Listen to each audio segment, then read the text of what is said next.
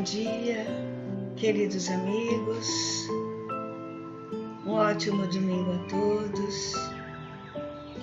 Vamos implorar a Jesus nesse momento que os vossos mensageiros de paz e de amor estejam conosco, abraçando cada um, trazendo muita paz, amor, harmonia, equilíbrio e muita alegria por estarmos aqui ainda, por estarmos podendo conversar um pouco, mesmo à distância, mas estamos aqui, graças a Deus. Hoje nós vamos ver uma história que se chama Lei de Ação e Reação. São em duas partes. Hoje nós vamos ver a primeira, é do livro A Eterna Mensagem do Monte, pelo espírito Leon Tolstói e pela médium Célia Xavier de Camargo. Lei de Ação e Reação. Bem-aventurados os misericordiosos, porque alcançarão misericórdia. Mateus, capítulo 5, versículo 7.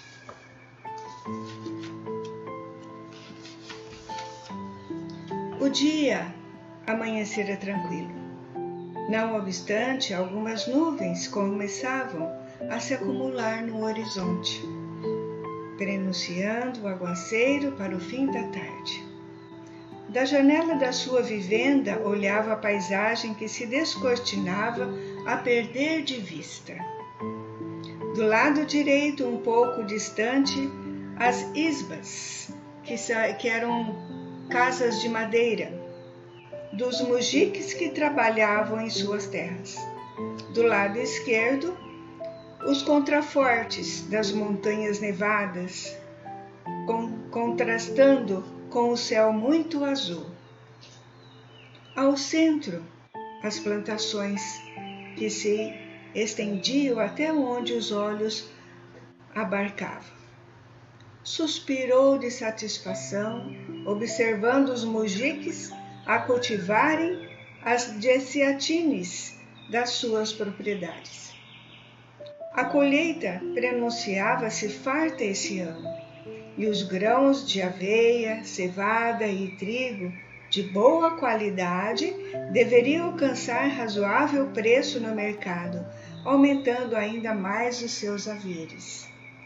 O homem que assim meditava era um típico exemplar de aristocrata russa, de estatura elevada, porte alegre, elegante, trajava-se à moda caucasiana, com calças de flanelas largas, que as botas prendiam franzindo. Usava um bekmede, espécie de túnica fechada até o pescoço, que descia até o joelho, abotoada de lado, contornando-lhe a cintura uma faixa franjada. Quando necessário, em virtude do frio ou do vento cortante, um gorro de pele completava a indumentária. Boris Chernigov descendia de família tradicional muito respeitada na Rússia, de grande poder político e imensa fortuna. Em vista disso, o rapaz crescera orgulhoso e altivo, considerando-se superior às outras pessoas e conservando no trato com os mais humildes, especialmente os servos que trabalhavam para ele. Uma atitude de inalterável indiferença e desprezos. Perdido em cogitações, não viu um homem que se aproximava e que humildemente esperava lhe fosse dirigida a palavra, como era de hábito entre pessoas de categoria inferior no trato com os superiores. O recém-chegado pigarreou discretamente e Boris só então notou sua presença. Ah, está aí, Piet? O que queres? Dize logo porque estou ocupado. Revirando o chapéu entre os dedos trêmulos, o senhor desculpou-se de vir incomodar o Barini. Barini quer dizer senhor em russo. Desculpa-me, Barini. Procurar-te a estas horas, contudo tinha urgência em falar-te. Como sabes, tenho um filho pequeno que está enfermo. Gostaria de levá-lo ao médico na povoação mais próxima, mas para isso preciso de recursos. O que desejas, afinal? Dize logo, interrompeu rispidamente o patrão, com impaciência, sem ter se dado ao trabalho de ouvir direito o que o camponês dizia.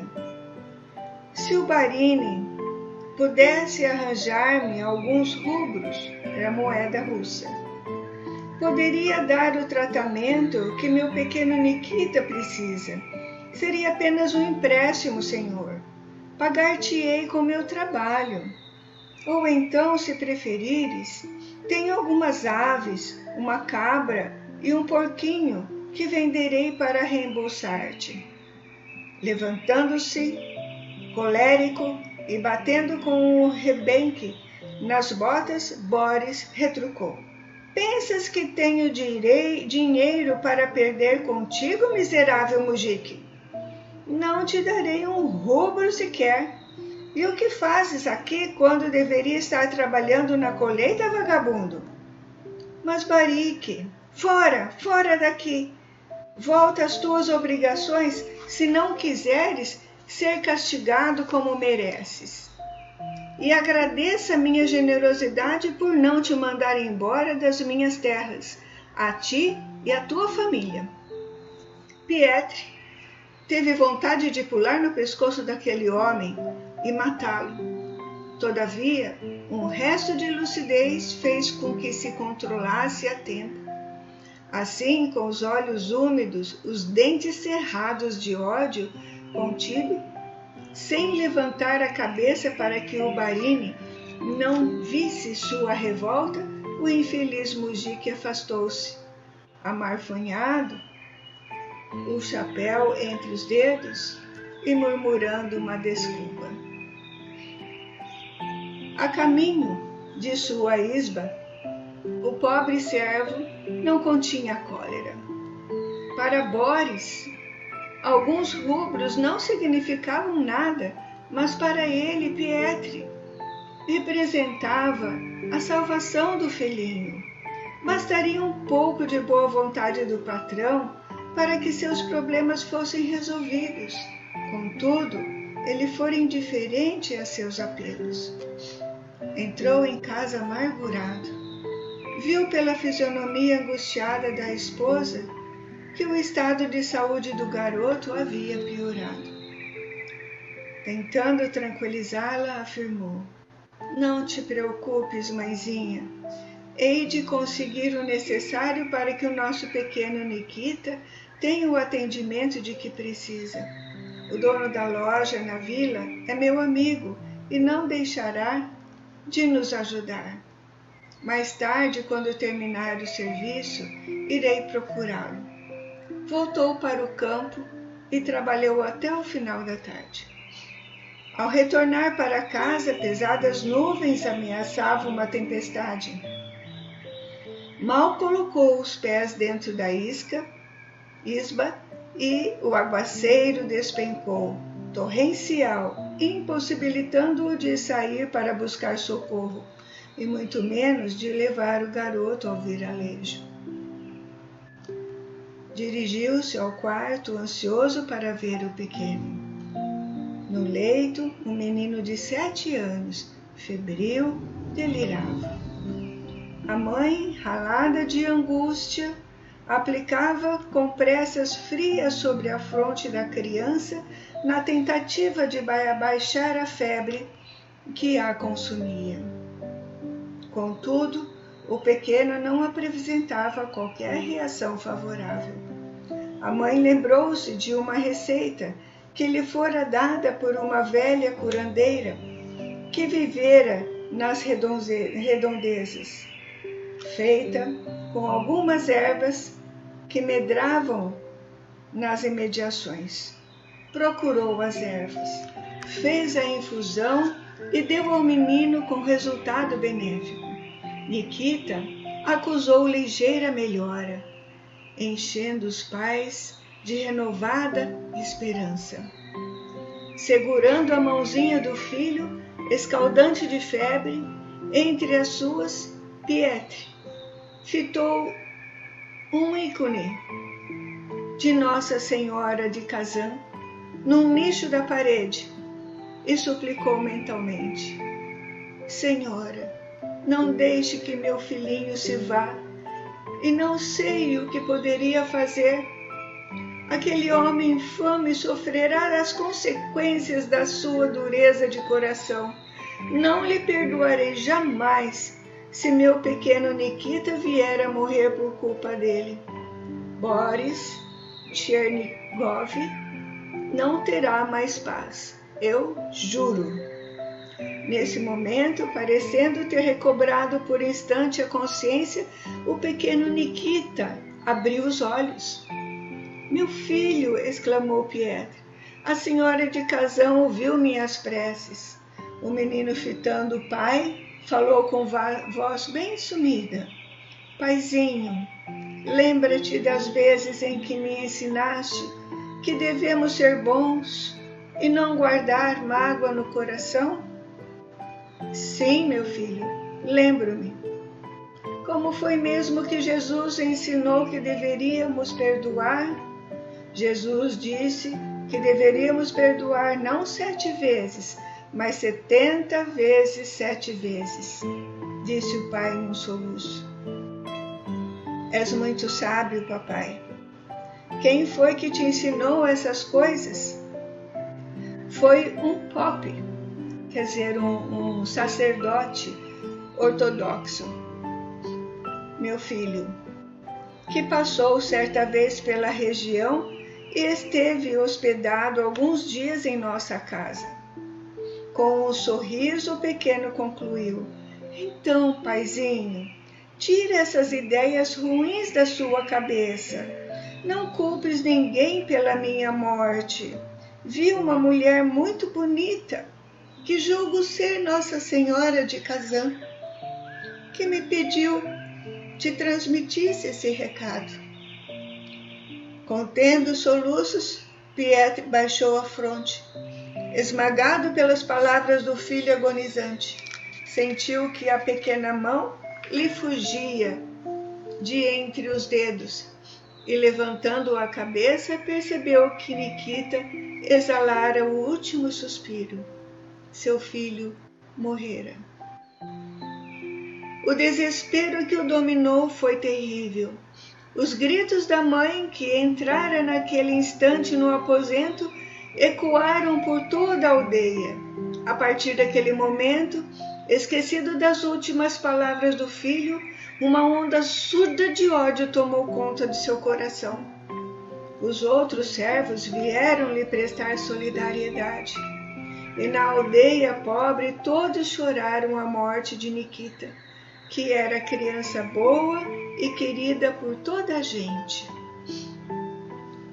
A Barínia, quer dizer, a senhora, veio consolá-los.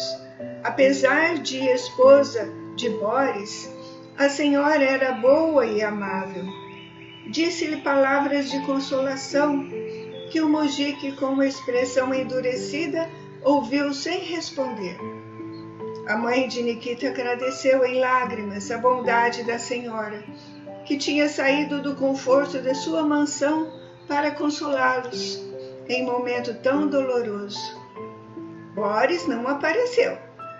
Nos dias que se seguiram, Pietro não conseguiu fazer nada.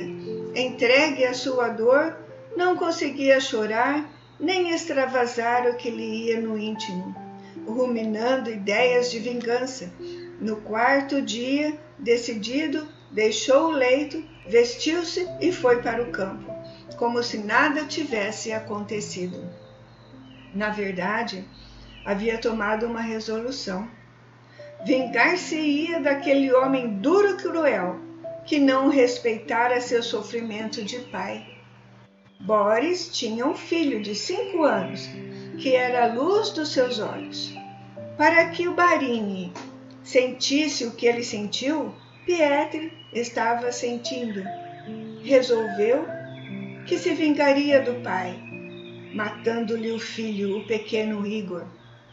E Pietro se pôs a estudar um plano que lhe permitisse concretizar o seu objetivo. Observava à distância, sempre que possível, os hábitos da casa. Descobriu que o garoto costumava brincar no jardim, em meio às grandes árvores, durante um período do dia, após o almoço. Percebeu também que muitas vezes brincava sozinho, sem a companhia da serva que exercia as funções de babá, visto que ela se distraía conversando com um dos empregados com quem estava de namorico. Tudo planejado com detalhes. Certo dia, Pietro aproximou-se resolvido a colocar em execução seu plano, após certificar-se de que o menino Igor estava só. Acercou-se com um sorriso e começou a conversar.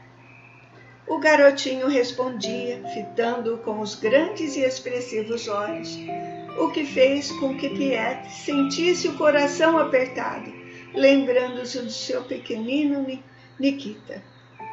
"Queres passear comigo?" perguntou. "Não posso. Papai não gosta que me afaste muito."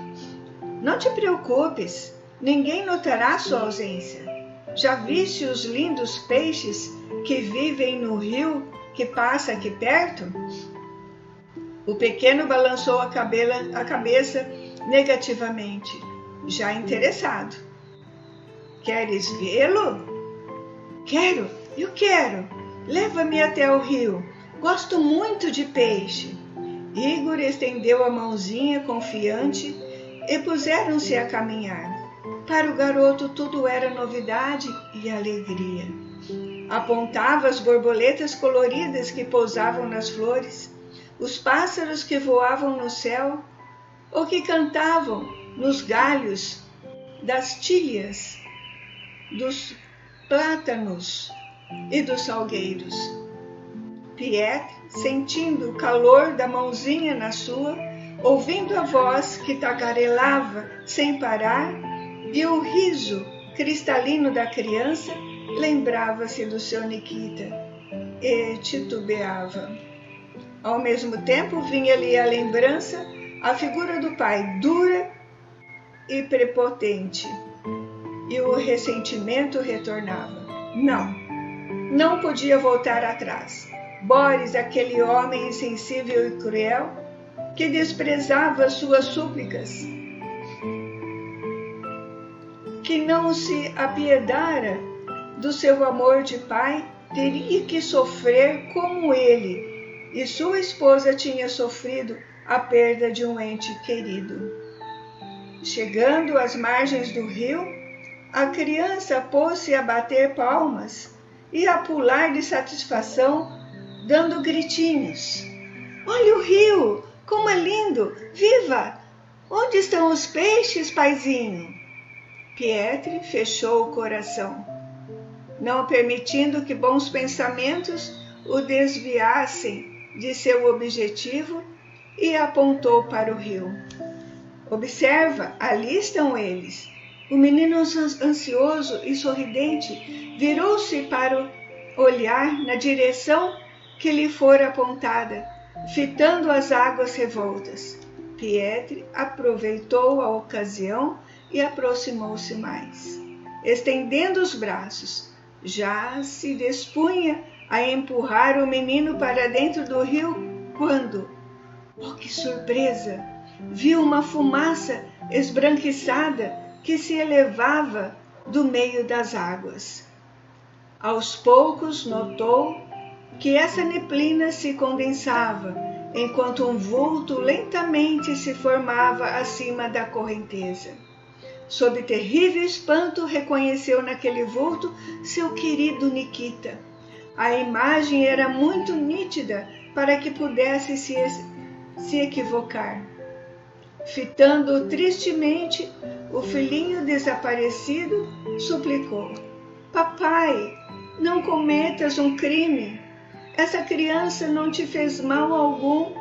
Confia na justiça de Deus. Confia, confia. Após essas palavras, o vulto se diluiu lentamente até desaparecer nas águas. Como que desesperado de um sonho, alertado pelo espírito do filho, Pietro percebeu a gravidade do ato que ia praticar e arrependeu-se. Já estava com as mãos nas costas do garoto para empurrá-lo, e Igor chegou até a perder o equilíbrio. Todavia, apavorado ante a responsabilidade que assumia naquele instante, Pietro segurou-o, impedindo que caísse no rio. Devolveu o garoto, são e salvo, para a alegria dos pais, que, tendo dado pelo desaparecimento do filho, o procuravam desesperado. O pequeno contou que quisera ver os peixinhos e que paizinho Pietro o levara. Contou até com o seu jeitinho infantil que ele quase caíra no rio e que o Mujique o salvara, segurando-o a tempo. Envergonhado, Pietro ainda teve que ouvir os agradecimentos de Bório e de sua esposa, que não sabiam como recompensá-lo por ter salvo seu querido e único filho, a razão de sua vida. A partir desse dia, Pietro resignou-se ao que não poderia evitar, isto é, a perda do filho. No entanto, dentro do seu coração nascera uma nova esperança, pois tinha a convicção de que seu querido Nikita estava vivo. Aquela imagem do pequeno morto, mais vivo do que nunca, flutuando sobre as águas do rio, ficaria para sempre em sua memória.